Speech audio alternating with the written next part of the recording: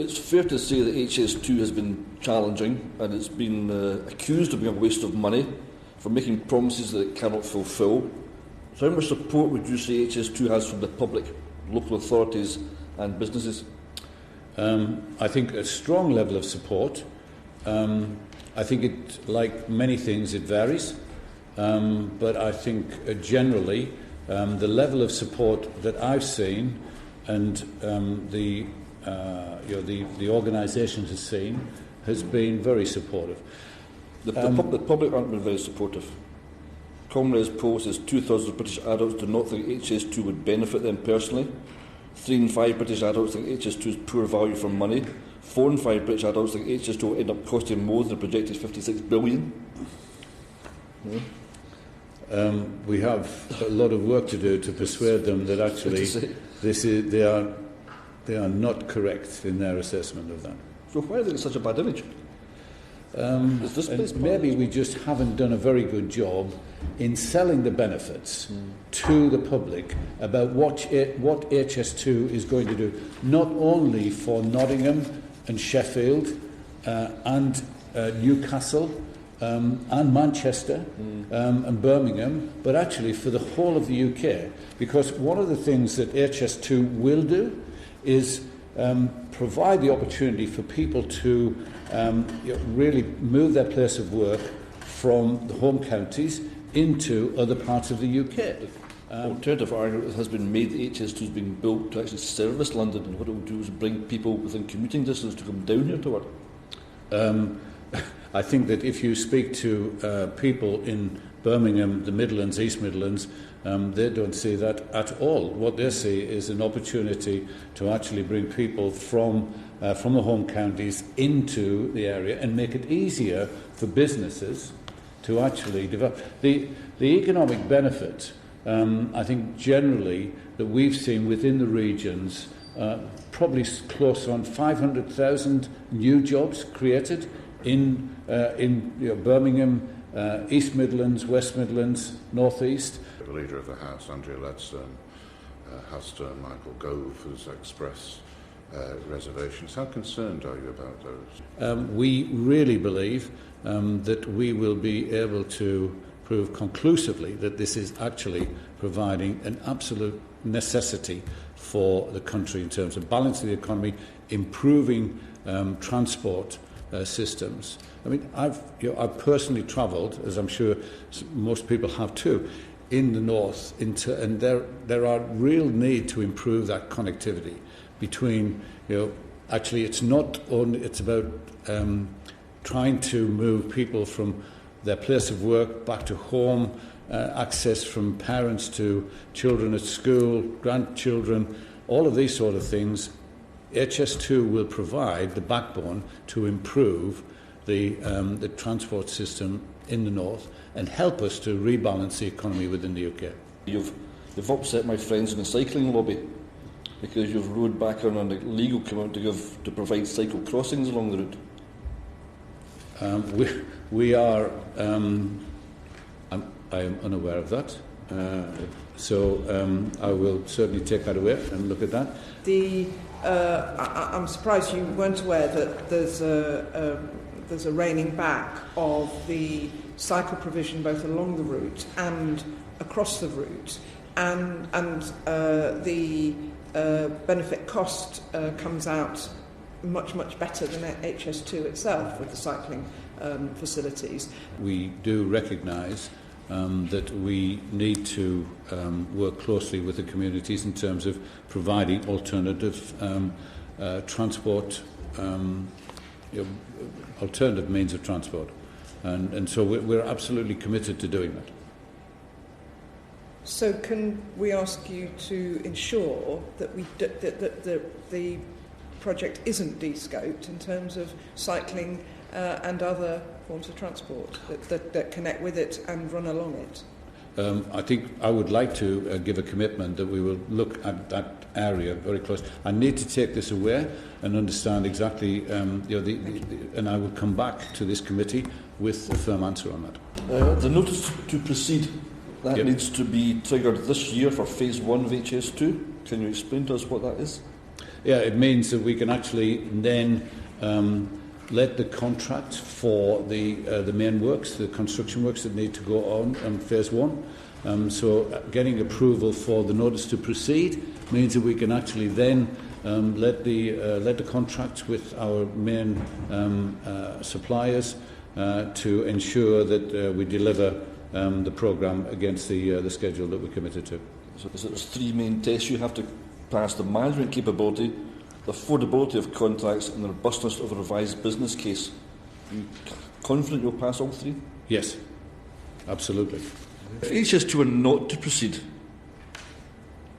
how much of what you've spent, which I estimated at £5.5 billion, could be recouped?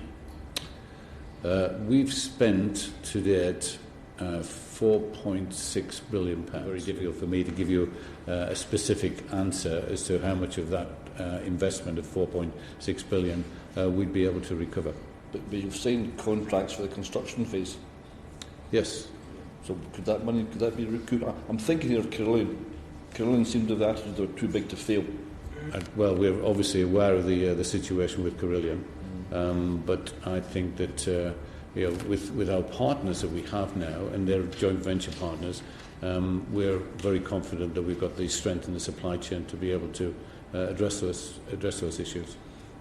Are you confident that HS2's procurement practices, given the legal challenges by Talbot over the train contract and Bechtel over the old Oak Common contract? Have you got concerns about the future contracts? No, I'm very confident that we have robust and solid processes in place, procurement processes in place, and So when do you expect to order contracts for the track and overhead systems works, the tunnels, the line-side mechanical? Is that? I think it's down to when we actually get the notice to proceed. Okay. When your chief executive spoke to the Rail APPG, he suggested that you do not yet have a scheme that can viably delivered within the agreed budget envelope. So how do you project that you are going to address that issue with overspends in the budget?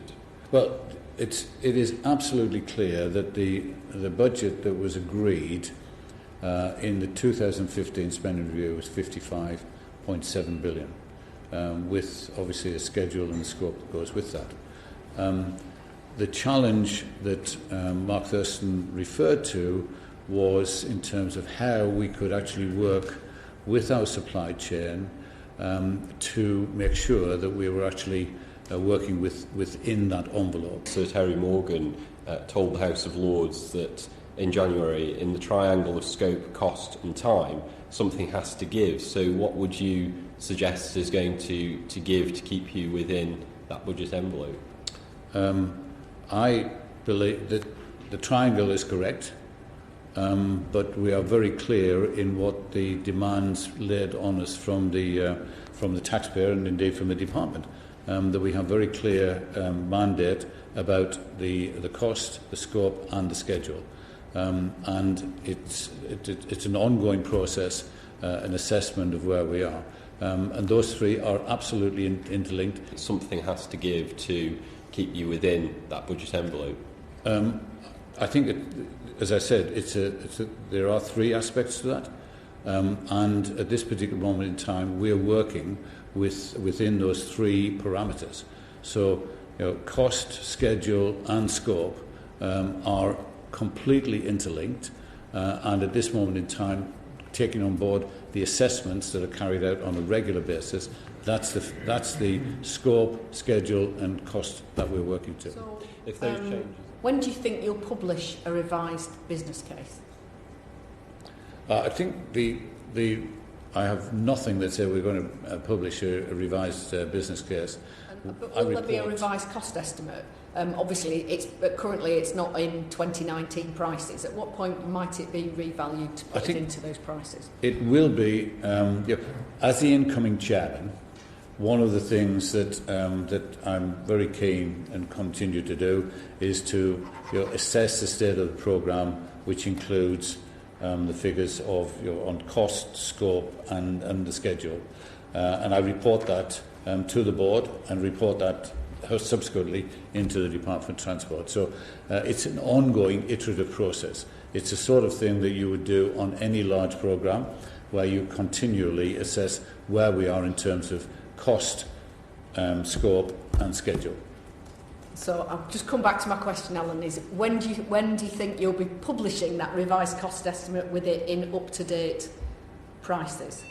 I mean, obviously, 55.7, given that was done in, I think, 2015, that's going to have gone up now because prices have gone up. So when will it be revalued into 2019 prices? What we do is we provide that sort of information into the board on the programme, and then subsequently, of course, into the Department for Transport. It's then up to actually the Department for Transport to say, okay, then we actually need to make a statement about where we are with regard to the programme in general. Do you think the £56 million budget for HS2 should include some of those wider growth strategies and some of the additional things we've already mentioned? In terms of providing, so in other words, working out or calculating how much benefit we're actually receiving on that. I think that what you would find is if we incorporated those advantages into the benefit, then the benefit ratio would actually increase.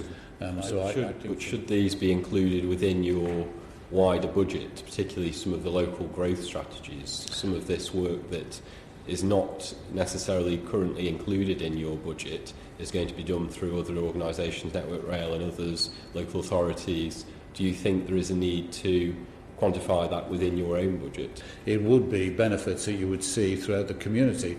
So you would see improvements in education and part of the industrial strategy through BEARS, etc.